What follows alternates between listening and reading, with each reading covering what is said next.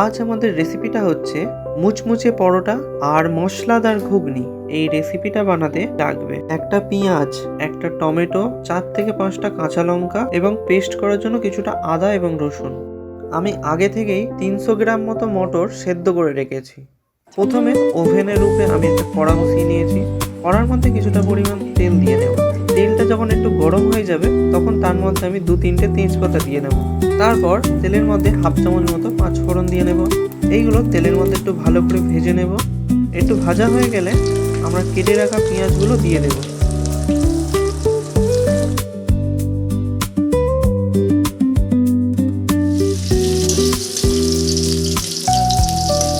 পেঁয়াজগুলো যখন ভাজতে ভাজতে একটু লাল লাল হয়ে আসবে তখন কেটে রাখা টমেটোগুলো দিয়ে নেব।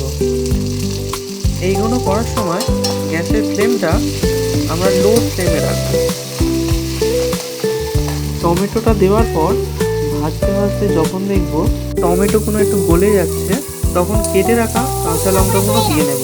লঙ্কাগুলো দিয়ে একটু ভেজে নেব। তারপর বেটে রাখা রসুন এবং আদার পেস্টটা দিয়ে নেব। তারপর ভাজতে থাকবো।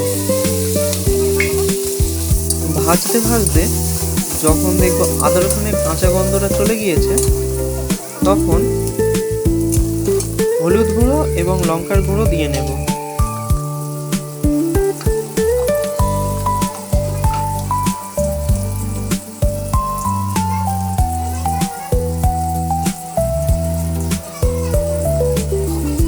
তারপর অল্প করে জল দিয়ে মশলাটা ভালো করে কষে নেব।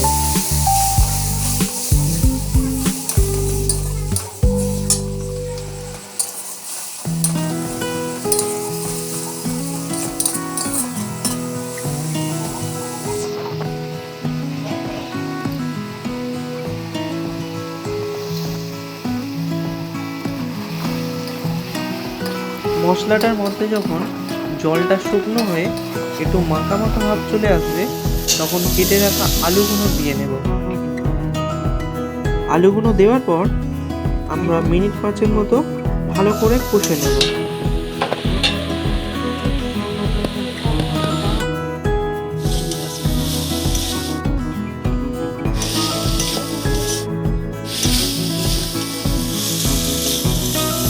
আলুগুলো যখন ভালো করে কষা হয়ে যাবে তখন সেদ্ধ করে রাখা মটরগুলো দিয়ে নেব। মটরটা দেওয়ার পর আমরা 2-3 মিনিট কষে নেব।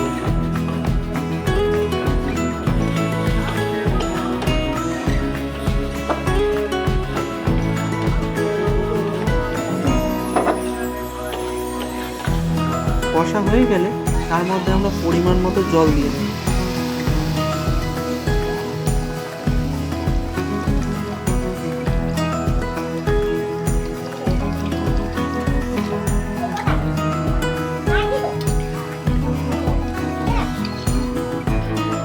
জলটা দেওয়ার পর কিছু একটা চাপা দিয়ে 5 থেকে 7 মিনিট মতো ফুটিয়ে নেব।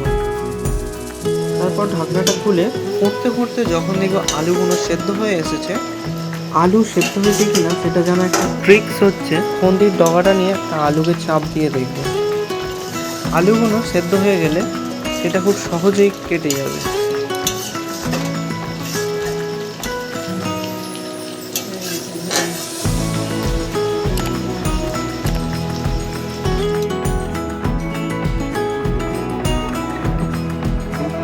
উপর দিয়ে জিরা মরিচ এবং গরম মশলা ছড়িয়ে চাপা দিয়ে সাইড করে রেখে দেব।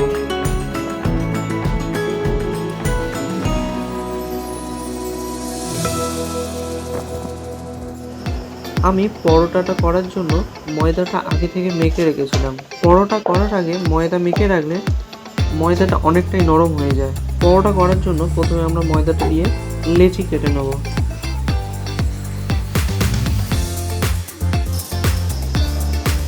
তারপর লেচিটার মধ্যে ভালো করে তেল মাখিয়ে প্রথমে রুটির মতো বেলে নেব।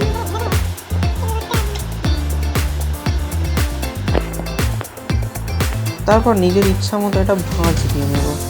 এই ভাঁজ দেওয়ার কারণ হচ্ছে রুটিটার বাইরের অংশটা অনেকটা ক্রিস্পি থাকবে আর ভিতরের অংশটা অনেকটা নরম থাকবে।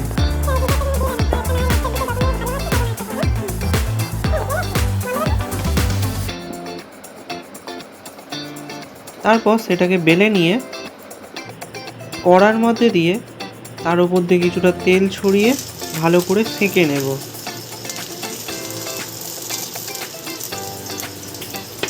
এক পিঠ যখন ভালো করে মচমচে হয়ে আসবে তখন পরোটাটা উল্টে দিয়ে উল্টো পিঠটা ভালো করে সেঁকে নেব।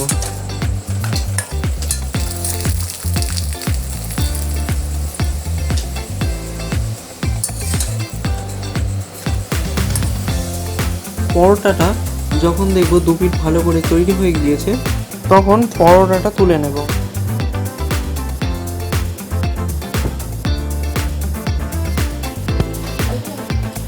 আমি দোকানে ছেঁড়া পরোটা শেপ দেওয়ার চেষ্টা করেছি, তোমরা গোটাও খেতে পারো।